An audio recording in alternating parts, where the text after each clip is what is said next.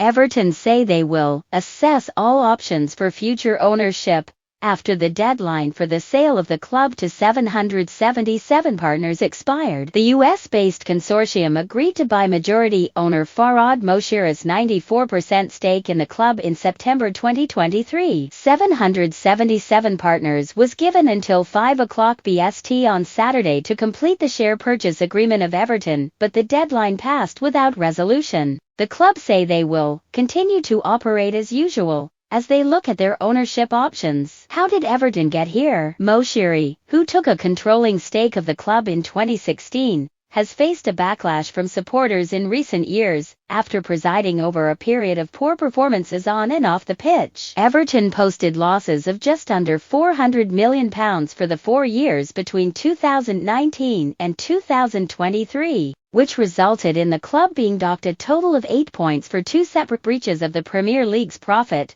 and sustainability rules, PSR. After an agreement was struck last September, the Miami-based investment firm had hoped to complete a takeover of the club by the end of 2023. However, the deal was met with persistent delays as 777 failed to meet the Premier League's required conditions of ownership. The investment firm was granted an extension in February, and the Premier League wrote to the club and Moshiri in May to say 777 must provide proof of funds and turn their £200 million loan to Everton into equity. The Premier League also wanted proof that the firm could pay off a £158 million loan owed to MSP Sports Capital. But hopes of 777 meeting those conditions appeared slim in early May, as the firm appointed finance restructuring experts to help it cut costs. With pressure building on the Premier League to reject the takeover, its chief executive Richard Masters said it was not for the league to decide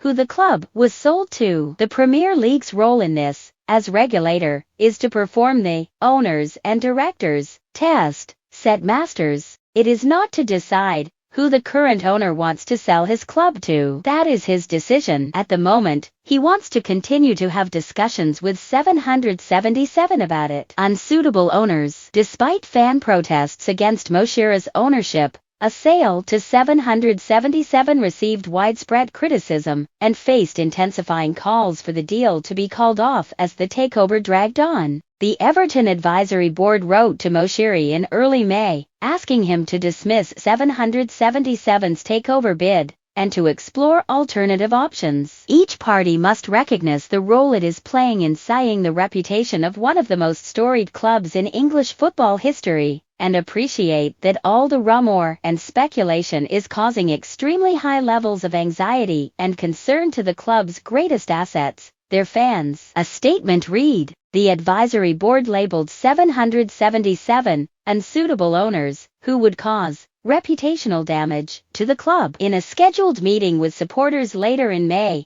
Moshiri said he had received unsolicited approaches from other parties interested in the club as talks dragged with 777. Crystal Palace co-owner John Textor is one known interested party. The American businessman, who owns the largest stake in Palace, has announced plans to sell his 45% share in the Eagles, and is monitoring the situation at Everton. Toffees officials insist the club remains financially stable and claim there will be no fire sale of players this summer in order to comply with PSR rules. That's despite Director of Football, Kevin Thelwell, and manager, Sean Dyche, both saying there could be sales this summer. The club's build of a new 52,000-seater stadium is expected to be completed in time for the 2025-26 season. Costs for the project have increased from £500 million to £760 million since building began in 2021. The Toffees finished 15th in the Premier League last season, securing their survival with 3 games remaining. No quick fix. The news that the 777 partners takeover is off the table won't come as a surprise to most Everton fans, but many are asking, what's next? The Miami-based investment group had been given numerous chances to complete the deal, but given the amount of headlines surrounding the consortium and its finances in recent weeks, it always looked unlikely to go through.